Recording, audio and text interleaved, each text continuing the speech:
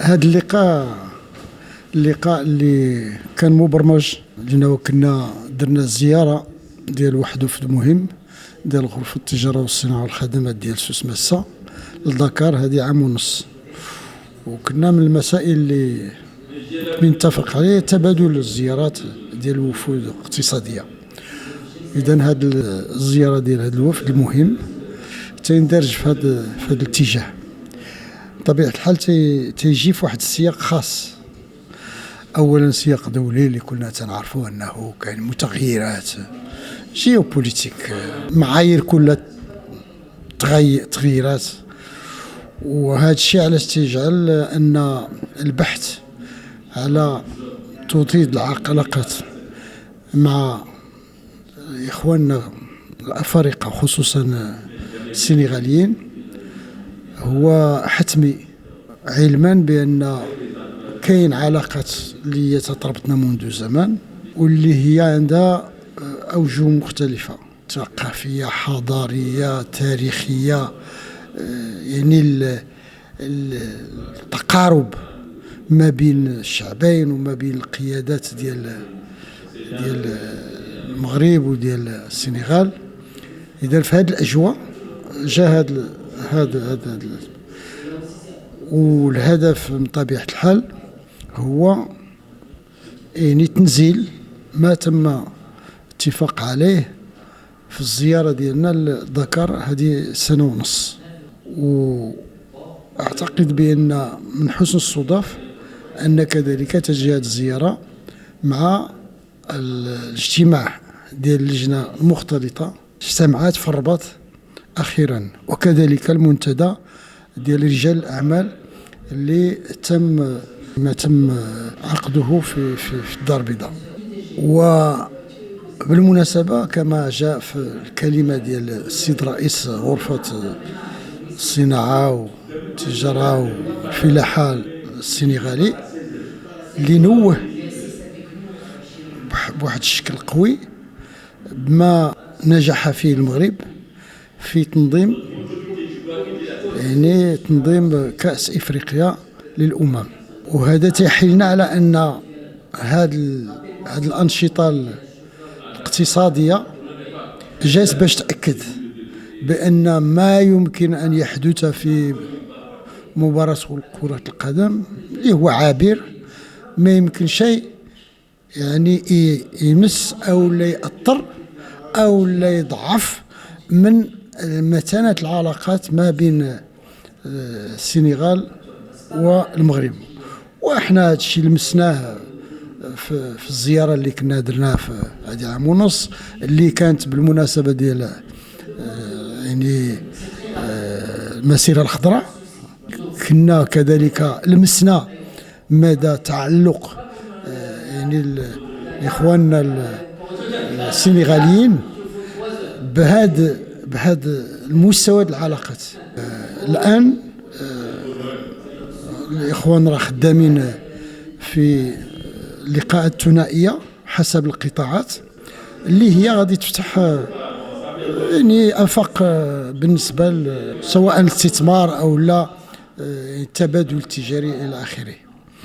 ومن المسائل كذلك اللي تناولناها في الصبيحه اليوم هو تدعيم يعني اللوجستيك اللي اليوم اصبح فرض نفسه في الاقتصاديات العصريه. وتنذكر ان هذه المساله ديال اللوجستيك راه ملي كانت الازمه ديال كوفيد بانت الاهميه ديال الترسانه اللوجستيكيه اللي تخص اي اقتصاد عصري تكون عنده.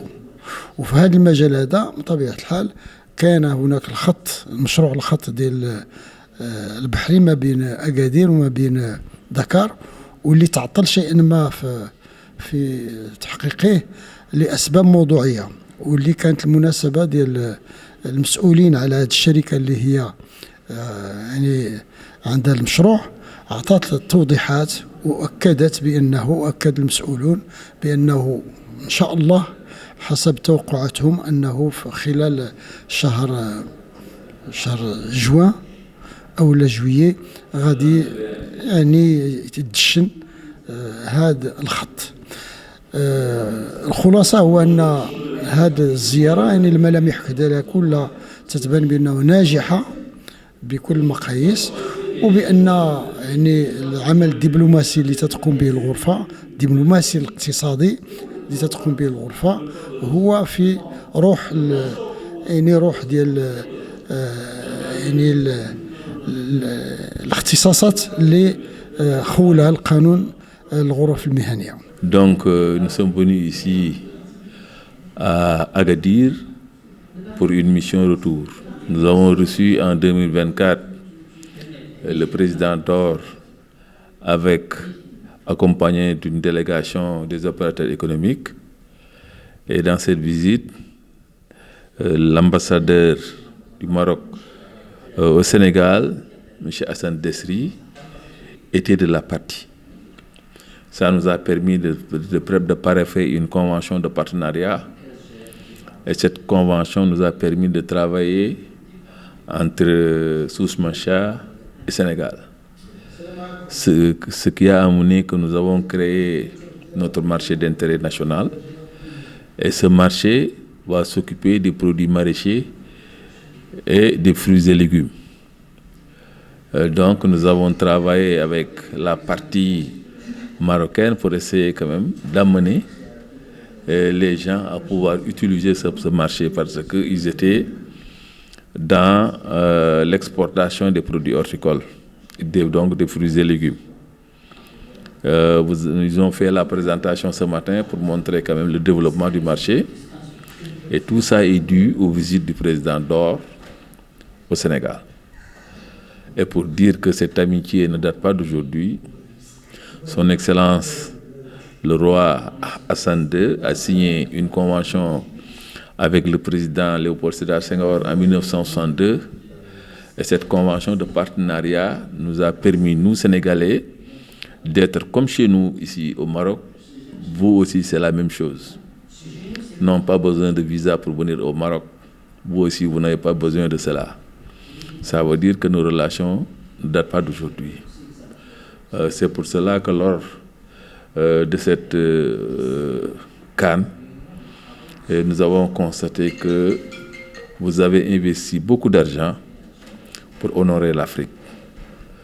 Nous l'avons constaté au niveau des stades, au niveau des hôtels et même au niveau de la mobilisation populaire.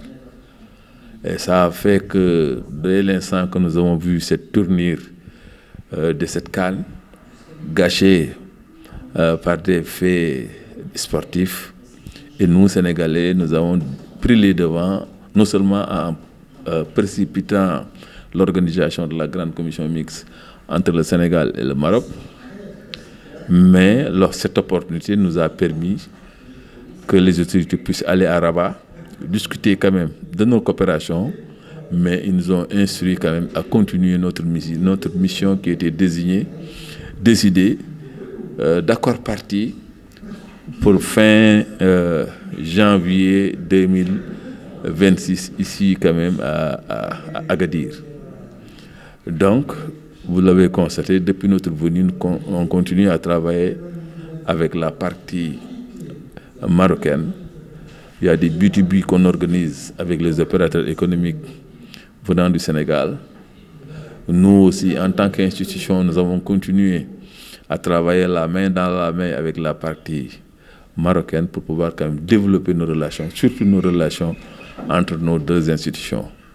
Pour dire que depuis notre arrivée ici, nous sommes entre de très bonnes mains et que nos homologues quand même font tout pour nous mettre à l'aise pour qu'on puisse vraiment travailler et avoir de bons résultats pour notre mission.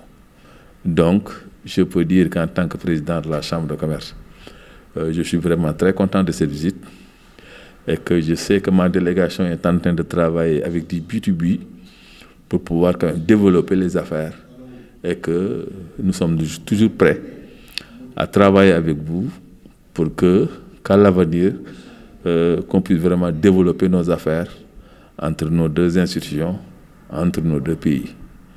Voilà, en gros, c'est ça l'objet de ma mission à Souss Macha.